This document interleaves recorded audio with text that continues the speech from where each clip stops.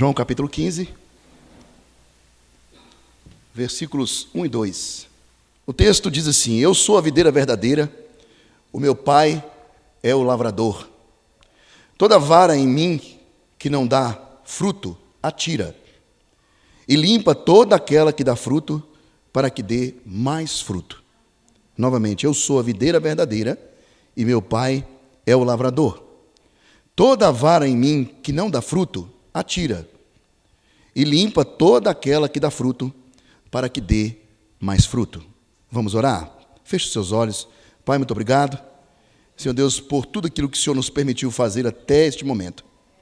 Agora que estaremos, ó Deus, ouvindo a Tua palavra, ó Deus, nos ajude na instrumentalidade, na transmissão de Sua palavra. Ó Deus, eu clamo a Ti, ó Deus, por misericórdia. Pai Santo, para que sejamos alimentados nesta noite. Ó Deus, que tenhamos, ó Deus, condição de transmitir a Sua palavra conforme a vontade e o propósito do Senhor. Fica conosco, nos dê a Tua paz e a Tua bênção, em nome de Jesus. Amém. Amém, meus irmãos. Podeis assentar? Eu gostaria de estar compartilhando com os irmãos nessa noite sobre o tema a videira, o lavrador e os ramos. A união com Cristo e suas consequências. A videira, o lavrador e os ramos. A união com Cristo e as suas consequências. Meus irmãos, o contexto dessa passagem é muito importante em sua interpretação. Muito provavelmente o Senhor Jesus contou essa alegoria na noite em que Ele instituiu o sacramento que acabamos de realizar aqui agora, a ceia do Senhor. Nessa mesma noite, Ele foi traído. Isso significa que aquela noite era a última noite, ou a última oportunidade que Jesus teria de advertir os seus discípulos antes que Ele fosse preso. Então Jesus lhes falou sobre a diferença entre o ramo que dá fruto e o ramo que não dá fruto. E então Jesus ele vai se apresentar como uma videira verdadeira nesse capítulo 15. E logo depois que ele se identifica como uma videira, ele já determina, como se ele já estivesse determinando, ou como se ele já estivesse fazendo aquilo que ele deveria rapidamente fazer. Se ele está se identificando, ele rapidamente vai identificar quem é o Pai. Ou seja, ele se identifica como a verdadeira videira, ou a videira verdadeira. E ele vai indicar Deus o Pai como o lavrador. Essa é uma das alegorias mais conhecidas na Bíblia, geralmente intitulada a videira e os ramos. O significado principal desse ensino aponta para o nosso relacionamento com Cristo e a dependência que devemos ter dele. A nação de Israel no Antigo Testamento, por diversas vezes, também foi representada pela figura da videira. E que, inclusive, esse mesmo Israel que foi identificado como a figura da videira, vai ser claro e identificar na leitura do Velho Testamento que a figura que Israel estava representando como a videira, ele vai fracassar no propósito de representar essa videira. Quando nós olhamos lá para o profeta Jeremias, no livro do profeta Jeremias, no capítulo 2, verso 21, o autor, ele vai dizer assim: eu mesmo te plantei, o autor ali sendo boca de Deus, eu mesmo te plantei como uma vide excelente, da semente mais pura, ele declara. Como, pois, te tornastes para mim uma planta degenerada? Esse é o termo que o autor vai usar. Como se você fosse uma videira brava. Inclusive, quando nós vamos lá no período intertestamentário, que está aí marcado na sua Bíblia por uma página em branco, essa página em branco significa o período de silêncio de Deus para com o povo de Israel, 430 anos de silêncio. Nós vamos identificar aí o período macabeu. Esse período macabeu, ele vai durar aí 24 anos de revolta de uma família sacerdotal. Uma família sacerdotal de Israel contra Antíoco Epifânio IV. Que ele vai intentar diversas atitudes contra a cultura religiosa do povo de Israel. Ele tenta cancelar os cultos, as reuniões, os sacrifícios. Inclusive, por ele ser um helenista, ele quer definir que Zeus seja o Deus adorado no templo que Salomão construiu. E para a vergonha do povo judeu, ele vai sacrificar uma porca dentro do templo. O porco era um animal imundo para o povo de Israel. E isso durou por 24 anos, uma luta terrível, uma luta sucessiva, uma revolta que teve como liderança a família de Matatias. Seus filhos Judas, Macabeu, Jonatas, Simão, João e Eleazar, eles formaram essa liderança de oposição contra o governo de Antíoco Epifânio. Esse conflito ele culminou na independência de Judá até 63 a.C., quando o general Pompeu Magno invade Israel e domina não somente Israel, mas todo o Oriente Médio para Roma. Portanto, nesse período onde houve essa revolta dos Macabeus, haviam moedas que foram cunhadas com a imagem de videiras. Por isso, os discípulos, quando Jesus Cristo ele vai se identificar como videira verdadeira, eles estão entendendo do que Jesus Cristo está falando. Eu não sou essa videira que é plantada aí, que dá para vocês a condição de produzir o vinho. Eu não sou essa videira que está estampada nas moedas. Não, eu sou a videira verdadeira, disse Jesus de si mesmo. Por isso também é notável o contraste estabelecido entre as passagens. Diferentemente de Israel, um tipo de videira que falhou e foi julgado pela sua falta de fruto, Jesus cumpriu efetivamente o simbolismo que Israel simplesmente tipificava. De forma que estar em Cristo é um fato espiritual de importância incalculável. Não somente era para o povo de Israel, necessitava ser para o povo de Israel, mas o é hoje para nós. Então, precisamos entender o conceito do que é permanecer nele. Precisamos entender que é extremamente necessário que consideremos essa frase. É importante considerarmos a frase de que é necessário permanecermos no Senhor. Então, o autor ele vai afirmar que o ramo que dá fruto é aquele que permanece em Cristo. Ao contrário do infrutífero, que é cortado, juntado e lançado no fogo. Mas para que a gente possa compreender o que de fato e de verdade Jesus quer que venhamos a impregnar no nosso entendimento, no que diz respeito a permanecermos nele, e diante desses papéis que foram apresentados, a videira verdadeira, os ramos e o Pai que é o lavrador, nós precisamos nos debruçarmos diante desses papéis. E a primeira pergunta que fica é: quem é Cristo e Deus nesse relacionamento? O texto vai dizer: eu sou a videira verdadeira e meu Pai é o lavrador. Eu quero dizer para os irmãos que Cristo ele não é simplesmente a raiz e o tronco dessa videira. Ele vai afirmar de si mesmo: eu sou a videira verdadeira. E também já identifica o papel do Pai. Jesus utilizou aqui a figura de uma videira devido ao seu grande significado simbólico no que diz respeito ao propósito que Cristo tinha na sua mensagem. Provavelmente, segundo alguns comentaristas, houve intenção de se estabelecer um contraste com Israel, a vinha plantada por Deus, que se provou ser estéril, e está lá em Isaías, no capítulo 5, versos de 1 a 7, nós vamos ter lá a conhecida poesia da vinha do Senhor. O cântico da vinha do Senhor. Martin Lloyd Jones ele vai ter um livro escrito nos idos de 94, 95, intitulado Uma Nação sob a Ira de Deus. Ele vai escrever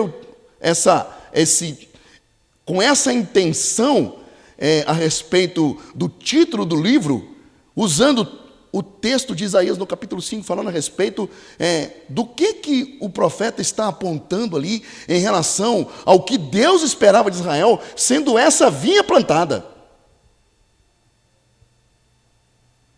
O autor ele vai começar dizendo assim, olha, eis o cântico da vinha do Senhor, eu cantarei o cântico da vinha do Senhor. O meu Senhor tinha um alto monte, um vale fertilíssimo, e ali ele plantou uma vinha, sachou essa vinha, cercou essa vinha, colocou uma torre de observação.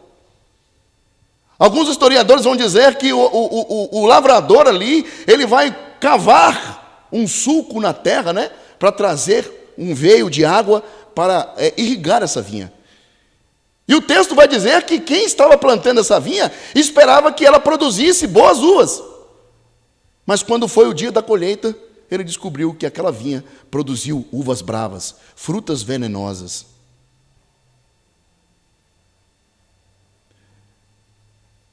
Israel estava sendo representado por uma vinha que produziu frutos venenosos. Aquilo que Deus esperava de seu povo, ele não obteve, mesmo em face a uma atenção especial. Portanto, Jesus ele vai fazer um contraponto em relação aos significados daquilo que Israel foi no Velho Testamento, para agora o que ele representa. Cristo representa aqui tudo o que uma videira deveria ser no sentido espiritual. E dentro dessa alegoria relacional, Deus é o lavrador, do grego georgos, que é agricultor, referindo-se a alguém que simplesmente está cultivando um solo. Portanto, estamos diante de um fazendeiro, alguém que vive da terra, alguém que lavra o seu campo, plantando e esperando colher algo. Deus é esse personagem, o agricultor, o lavrador, o dono da vinha.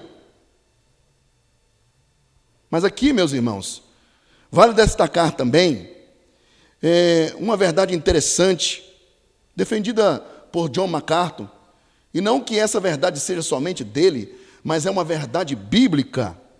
Quando Jesus ele vai designar o Pai como lavrador, ao atribuir a si mesmo o papel de videira, de forma alguma há aqui uma negação de sua divindade, muito menos da correlação divina que Jesus Cristo tinha com o Pai. Não houve nenhuma diminuição, não houve nenhuma perda, não houve nenhuma mudança de papel, na verdade, mudança de significado e essência de Cristo em relação ao Pai. Cristo, por si só, voluntariamente, assumiu um papel subordinado a Deus. Na prática, o Pai, sendo aqui o lavrador, ele, com sua disciplina, remove os ramos inúteis. No Evangelho de Lucas, no capítulo 13, verso 7, o autor vai dizer, pelo que disse ao viticultor, Jesus, contando essa parábola, do capítulo 13, dos versos 5 até o 10, Jesus vai contar a parábola de alguém que chegou durante 3 anos seguidos, próximo ou perto de uma videira, para pegar dela o fruto e não encontrou. E aí ele vai dizer, há 3 anos venho procurar frutos, na verdade não é uma videira, é uma figueira, perdão. Venho procurar frutos nessa figueira e não acho. Podes cortá-la, a ordem que o dono deu ao viticultor. Pode cortá-la. E ele faz uma pergunta, por que está ela ainda ocupando inutilmente a terra? E nesse relacionamento entre Cristo, que é a videira, e o Pai, que é o lavrador, há uma simbiose aqui, meus irmãos. Um vínculo, uma interação no cuidado com os ramos para que haja a produtividade requerida pelo lavrador. Em segundo lugar, se nós já definimos quem é a videira, que é Cristo, e o lavrador, que é Deus, então nós precisamos olhar para os ramos bons e os ramos ruins. Quem são as varas inúteis? O texto diz, toda vara em mim que não dá fruto, esse é tirado. Nenhum ramo, meus queridos, que está em Cristo pode ser totalmente infrutífero. A falta de fruto descrita em Jeremias 2:21, já mencionado nesse texto, é devido à ausência de uma obediência a Deus.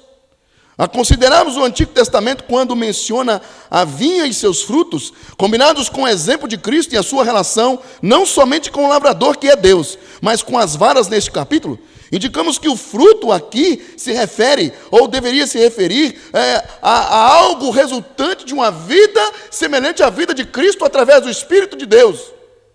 E Paulo vai trazer esses resultados quando ele escreve aos Gálatas no capítulo 5, versos 22 e 23, identificando quais são os frutos que deveriam ser produzidos aqui. O texto diz assim, Gálatas 5, 22 e 23, mas o fruto do Espírito é amor, alegria, paz, longanimidade, benignidade, bondade, fidelidade, mansidão, domínio próprio. Contra essas coisas, disse Paulo, não há lei. Esses frutos, meus irmãos, que a palavra de Deus está nos apontando, e nós já temos o conhecimento deles, isso não tem nada a ver com aquilo que nós somos ensinados toda a nossa vida antiga de cristão, que o fruto que nós deveremos produzir são os novos na fé.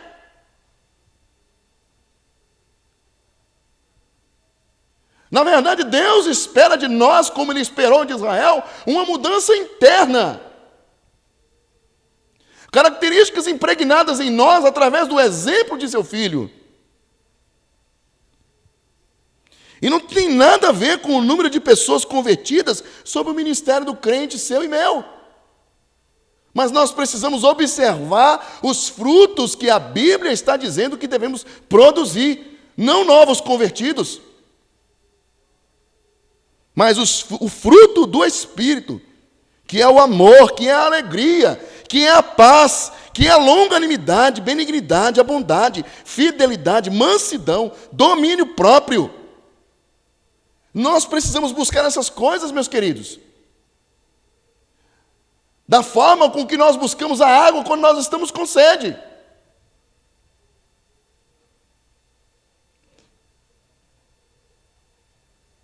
Então, quando nós olhamos para essa realidade, nós conseguimos verificar quem são as varas inúteis. As varas inúteis, ou seja, esses membros inúteis, precisam ser cortados, ou serão cortados, à semelhança de Judas.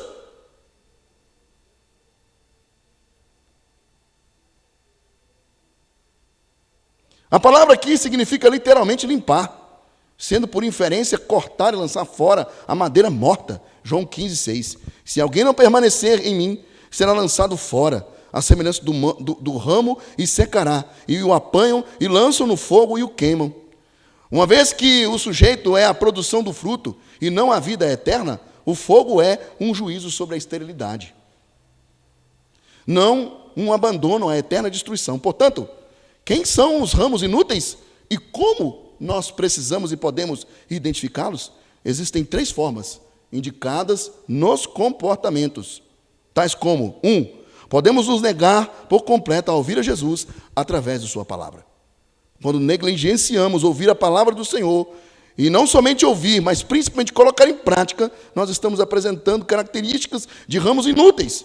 2, podemos ouvi-lo e logo servi-lo de boca para fora, ou da boca para fora, sem demonstrar nenhuma devoção através dos nossos atos.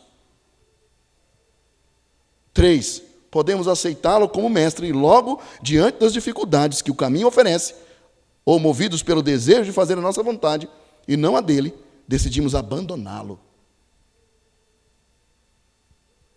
Não obstante, meus irmãos, nós devemos lembrar de algo muito importante, que caracteriza um princípio fundamental do Novo Testamento. É que a inutilidade convida ao desastre. E o ramo sem fruto se dirige para a destruição. Como nós estamos no reino de Deus? Como está o nosso comportamento? O que temos feito com os dons que Deus tem nos dado? Como temos buscado apresentar ou produzir o fruto do Espírito? Como está a nossa longanimidade? Na semana passada, na mensagem do pastor Cleilson, ele vai trazer um conceito interessante a respeito da longanimidade, que é o longo ânimo de Deus. Se Deus tem longo ânimo com o ímpio lá fora, quem dirá conosco que somos seus filhos? Mas nós não devemos descansar na longanimidade de Deus. E da mesma forma, Deus nos chama em seu Filho para sermos longânimos uns com os outros. Temos amor, temos comunhão. O conceito de amor para o mundo não é o nosso. E nós precisamos avaliar essas coisas, porque se nós não tivermos fruto, estamos nos dirigindo para a destruição. O fruto que eu digo não é você ter que produzir alguma coisa para apresentar a Deus, para Deus não te destruir ou me destruir. Não, como algo natural de uma nova vida em Cristo Jesus.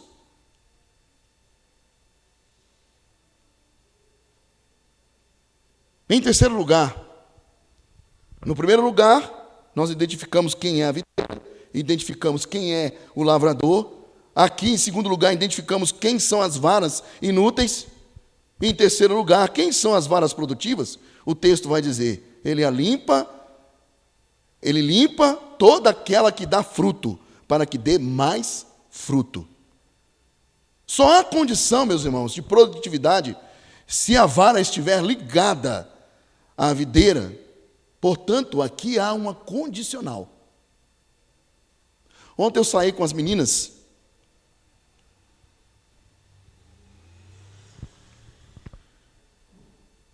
aí no centro para resolver algumas coisas, e eu ia olhar a questão da compra da Bíblia. Aí a Leila, de dentro de uma loja, mandou uma mensagem para mim falando comigo assim, do lado aqui da loja que eu estou com a Júlia, tem uma loja de artigos cristãos. Para mim, era só aquela lá na frente, na Major Amarante, lá para frente, que eu nem sei o nome dela. Apesar de já ter entrado umas 3 vezes, mas não me lembro o nome daquela loja. Isso aí, Vida Nova. E aí, voltei, estacionei o carro numa sombra maravilhosa.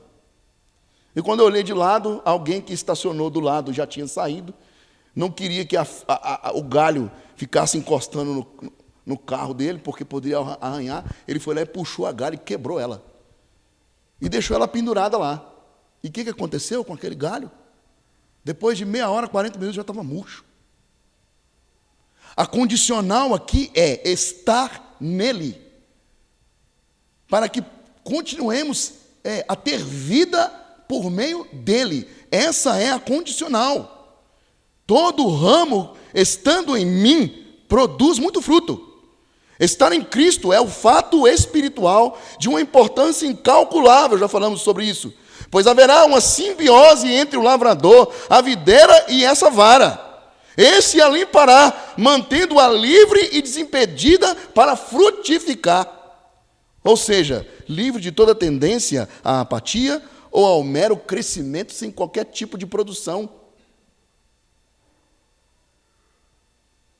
Quantos aqui conhecem o pé de maçã e já viram maçã produzindo maçã? Alguém já viu aqui? Já viu, João? Irmão Ítalo também? Todas as vezes que você olhar para um pé de maçã, você vai ver que perto da maçã, perto do pé que está produzindo o fruto, que é o mesmo jeito da jaca, existe o pé, né, a árvore macho e fêmea para a jaca. A mesma coisa é a maçã. Se você plantar no seu sítio ou no seu lote apenas um dos dois, eles não vão produzir. É preciso que os dois estejam juntos. Por quê? O passarinho vem e poliniza um e o outro. E aí o fruto aparece.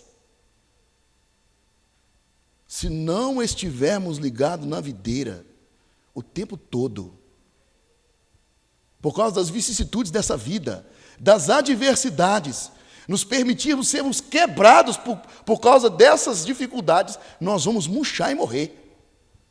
Portanto, nós precisamos estar 24 horas ligados na videira, que é Cristo. Ele é o nosso referencial. É a partir dele, como a figura da videira, que nós recebemos a seiva que nos dá vida. João 15:5, ele vai declarar de si mesmo: eu sou a videira, vós os ramos. Quem permanece em mim e eu nele, esse dá muito fruto, porque sem mim nada podeis fazer. A videira e as varas são distintas. Da videira vem a vida, ou a seiva, como acabamos de falar. Das varas, como resultado, vem o fruto. Se observarmos atentamente, a ordem é a mesma de João 14, 20. Quando a gente volta lá em João, no capítulo atrás, 14, no versículo 20, o autor vai dizer assim: naquele dia, Jesus dizendo, vós conhecereis que eu estou em meu Pai, e vós em mim, e eu em vós. É a mesma ordem de João 15, 4. Ele vai declarar: permanecei em mim, e eu permanecerei em vós. Como não pode o ramo produzir fruto de si mesmo, se não permanecer na videira, assim nem vós o podereis dar, se não permanecerdes em mim.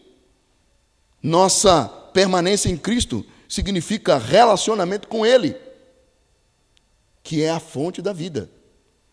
Sua habitação em nós produz um fornecimento de fruto constante, ou pelo menos deveria produzir. Se o fruto do Espírito constante não está acontecendo na nossa vida, precisamos reavaliar o nosso relacionamento com Jesus. Se ele não estiver bom, que possamos rever e voltar lá e buscar no Senhor e manter comunhão com Ele, estreita comunhão com Ele, para que possamos apresentar na nossa vida os frutos do Espírito, porque são os frutos do Espírito em nós que serão instrumentalizados para a obra do Evangelho. Tem uma música antiga chamada Brilhante. A poesia da música vai dizer que as pessoas querem ver o brilho de Jesus em nós. E aí,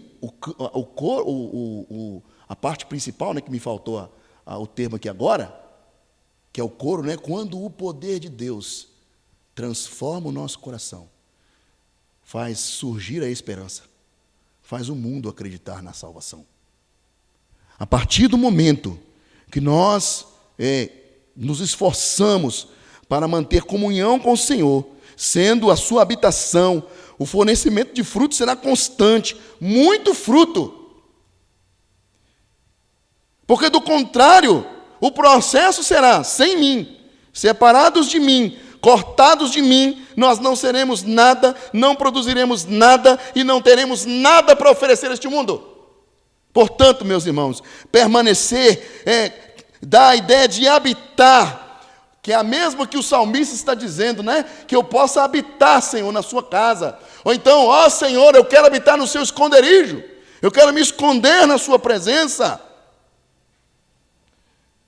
Vai descrever algo que permanece onde está, ou seja, não há uma movimentação, há uma inércia, um contínuo estado fixo, ou que perdura. Nesse contexto, a palavra refere-se à manutenção de uma comunhão ininterrupta com Jesus Cristo.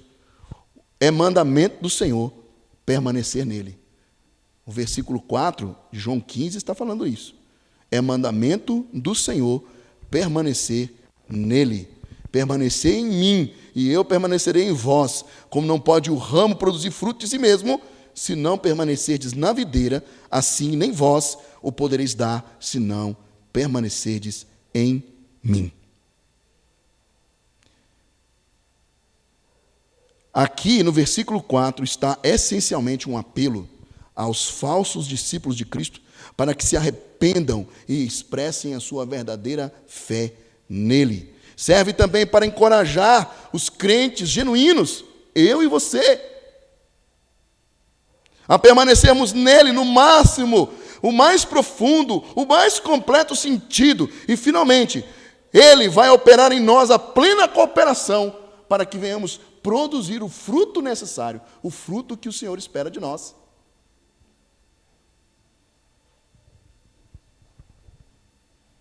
Segundo João Calvino, quando nós lemos o versículo 10, vamos ler lá, João 15, 10, diz assim o texto: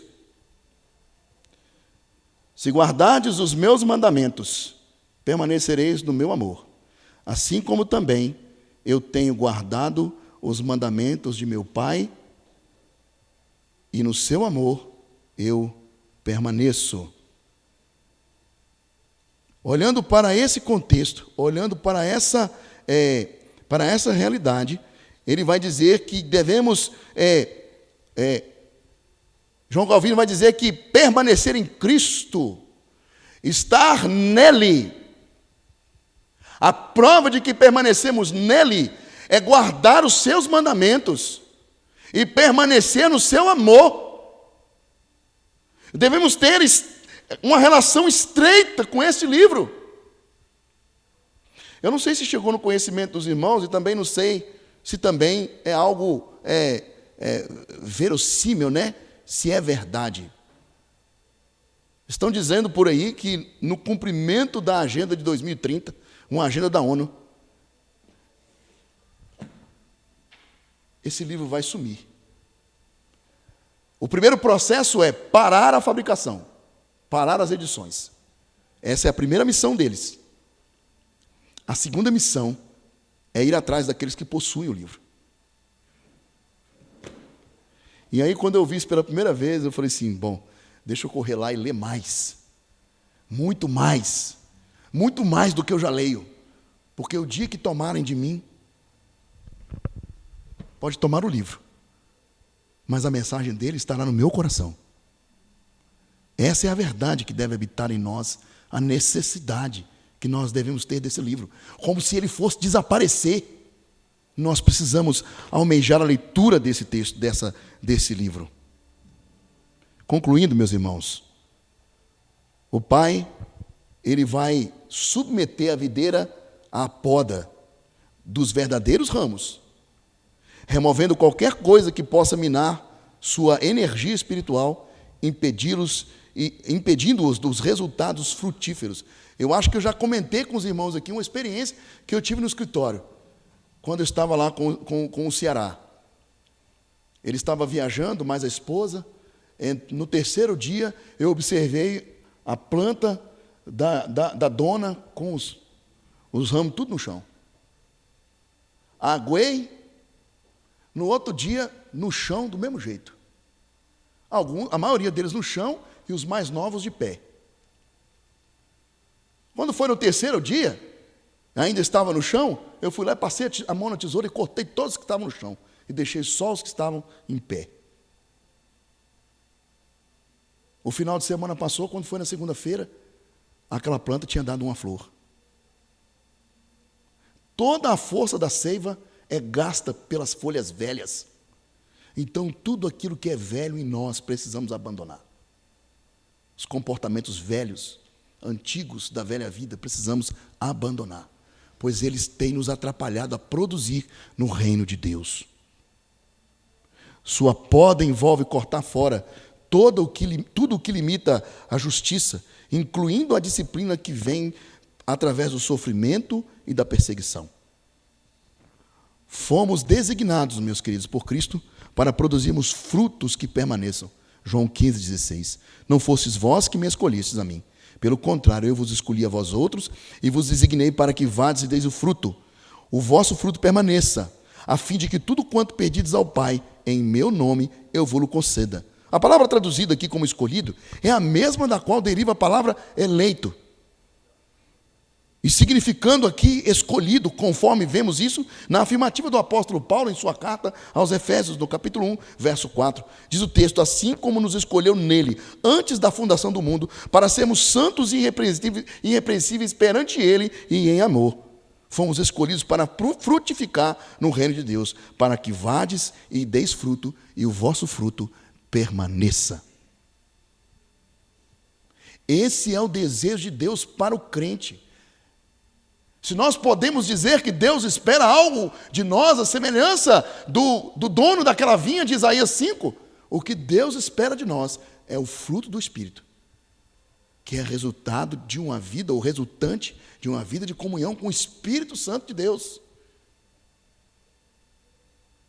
Através da leitura da palavra, da oração, de uma vida piedosa que envolve oração, jejum, contemplação diante da palavra, você pegar o texto e começar a pensar. John Stott, ele escreve um livro, falei aqui no estudo na quarta-feira, ele vai escrever um livro intitulado Crer Também é Pensar. Nós não podemos simplesmente crer, mas nós precisamos pensar o porquê do Evangelho, o que Cristo quer conosco, o que Cristo quer com você na igreja. E aí eu me lembro da pergunta do pastor Cleilson: o que nós temos feito com a moeda de ouro que nos foi colocado na mão? O dom e o talento que você tem. Não existe ninguém no reino de Deus que não tenha um talento. Não existe. Sabe por que não existe? A pessoa vai falar assim: pastor, eu não sei qual que é meu talento. Ou então, pastor, eu não recebi talento nenhum. Mentira. Deus deu dons e talentos até para quem está lá fora. A palavra de Deus diz assim que Cristo se manifestou dando dons aos homens. Quando ele fala a homens ali, está dizendo a homens de uma maneira geral. Então, os crentes, os filhos de Deus, possuem dons. Deus te deu um dom. Qual é o seu dom? E como é que você tem desenvolvido esse dom no reino de Deus para glorificar o nome dele? Pois foi para isso que Deus te deu o dom. Mas para que possamos entender qual é o dom que temos, precisamos frutificar no reino de Deus os frutos do Espírito. Ser um pouco mais longânimo, ser mais paciente, ser fiel. Aí, quando nós falamos de fidelidade, a maioria dos crentes pensa no gasofilácio. Não estamos falando somente disso, mas nós precisamos ser fiéis no reino de Deus, participantes da dinâmica do reino. O que eu posso fazer para contribuir? No dia que nós reunimos com as crianças aqui no sábado, né? Eu cheguei e tomei um susto com a Leandra, com uma peruca roxa na cabeça, no cabelo, participando integralmente. O Everton lá da sede, outros aqui que participaram. O que eu posso fazer nas mínimas coisas?